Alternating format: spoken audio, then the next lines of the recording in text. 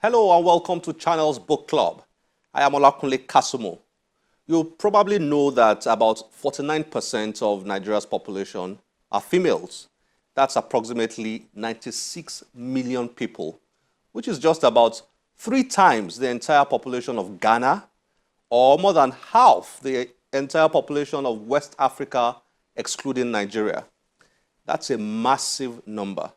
Unfortunately, due to certain religious, cultural, and tribal-based practices and beliefs, many of the women and girls in Nigeria lack access to good education, are deprived of opportunities, and in some cases, subjected to gender oppression.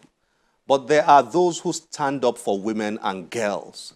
They advocate for gender equality and dedicate much of their resources to ensure that females are treated with respect, dignity, and fairness. You may want to call them feminists. Our guest author for this week is one of them. She is the founder of African Women's Institute and the co-founder of African Women's Development Fund, the first Pan-African grant-making foundation for women. She is Bisi Adeleye-Fayemi, wife of a former governor of Ekiti State and current Minister of Solid Minerals Development, Dr. Kayode Fayemi.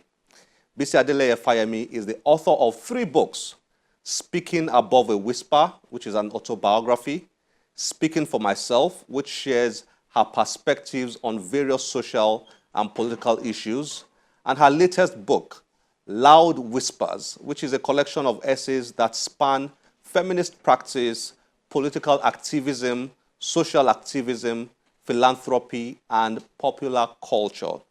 We start with Bisi Adeleye-Fayemi to discuss her life as a writer and feminist while exploring her book, Loud Whispers.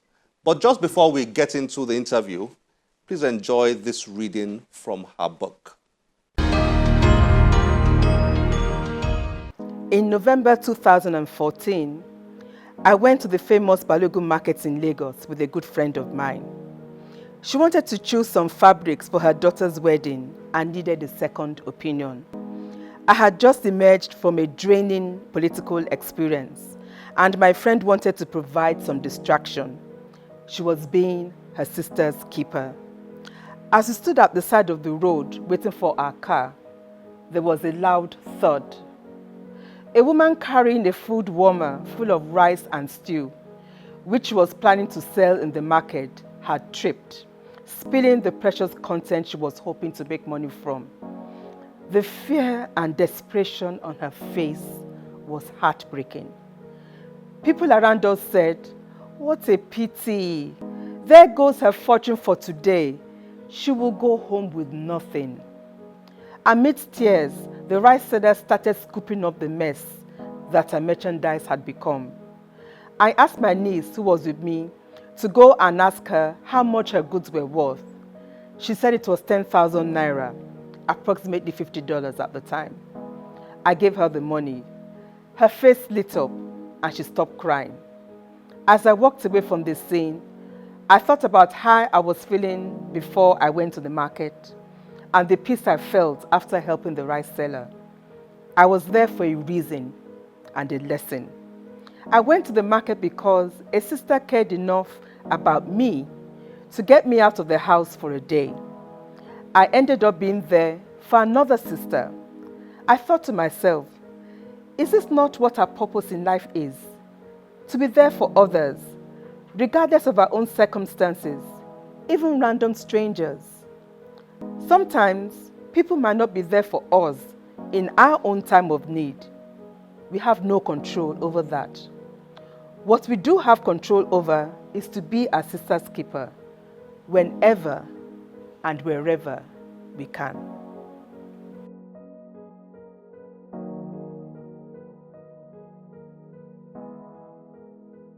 Mrs. Fayemi, nice to have you on Channel's Book Club. Thank you for having me. It's good to be here. Although you are the one hosting us, though. That's fine. It's my pleasure. Nice to be here. You've written 3 books.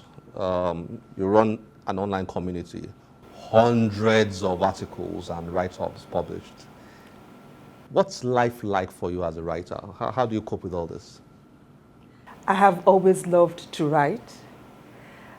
The problem is I have not had as much time as I would have liked to write as often as I would like to. For most of my career, I have been running around, traveling, doing all kinds of things as part of my career as a development specialist.